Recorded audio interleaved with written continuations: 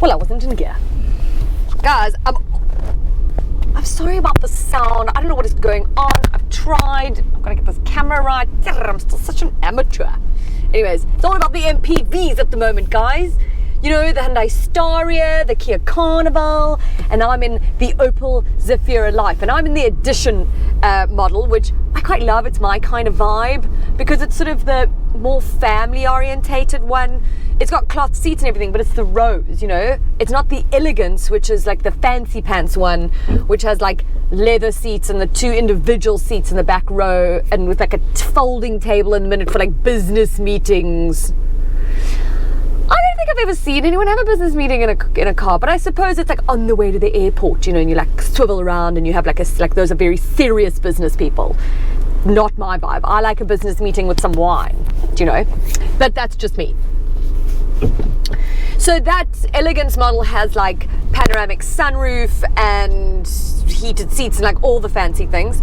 This doesn't have any of that, but it's got enough. I think the only thing you have to optionally get, and I think on both of them, is the front and rear sensors, which on a car of this size is needed. I've already done a little bit of damage to the rim by mistake, and even with sensors, so I've that up, but it's not a small car, obviously, okay? I think the only thing I really wish it had was maybe keyless entry.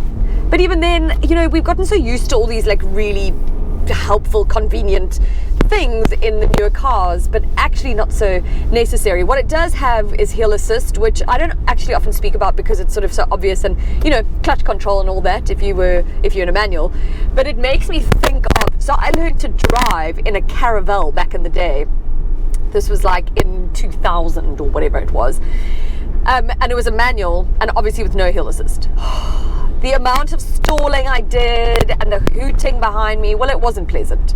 So I would have been really happy with hill assist if I was having to learn to drive in this car. The good times roll, in case God doesn't show. Who does he think he is? So there's a 2-litre turbo diesel under the engine, 110 kilowatts, 370 newton meters. It's a claimed fuel consumption of about 6.6 litres. I'm sitting at around 8.8 litres. I would have liked to see that lower, if only because the Carnival, I got like 7 point something.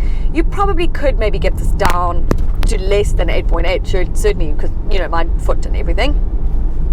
But like, that's it. You've got a 7-inch touchscreen here. Very simple, but sort of does again what you need. I think that's what this car is for me. It sort of like says what it does on the box. It's not as like fancy looking as something like the Hyundai Staria, which is all futuristic, and it's certainly not as appealing to me as the Carnival, and that's only because the Carnival feels more like an SUV than an MPV. And I like that. I like that feeling. I feel like that's easier to maneuver than this is. This is like very boxy, very minivan.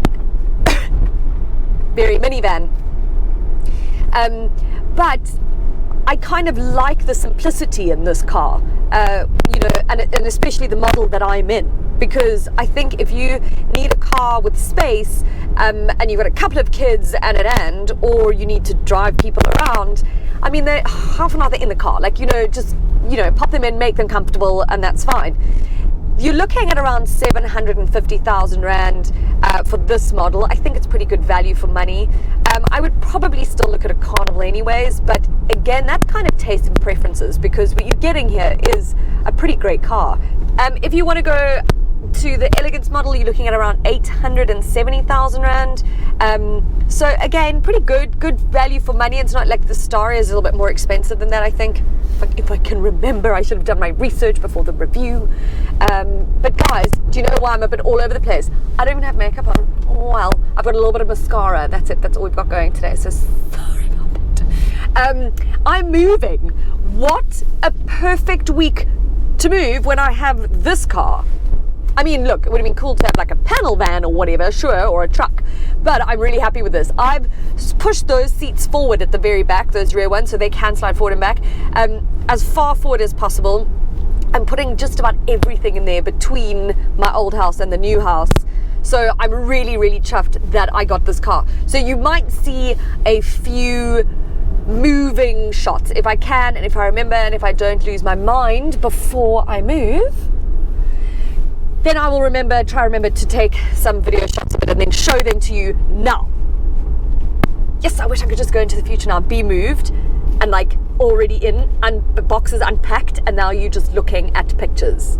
I hope what I'm saying now is being overlaid by said pictures. If not, it means that I've lost my mind and I'm now drunk in a gutter somewhere. Let's do a quick recap, guys, on how a 3-way or 4-way stop street works, shall we? If I'm there, I've stopped. You are still rolling forward. I go, not you. No, you don't now just cruise through and use it as a yield. It's an actual stop street, dumbass.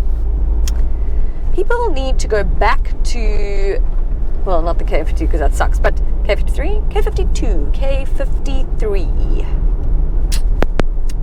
See, maybe I need to do it again.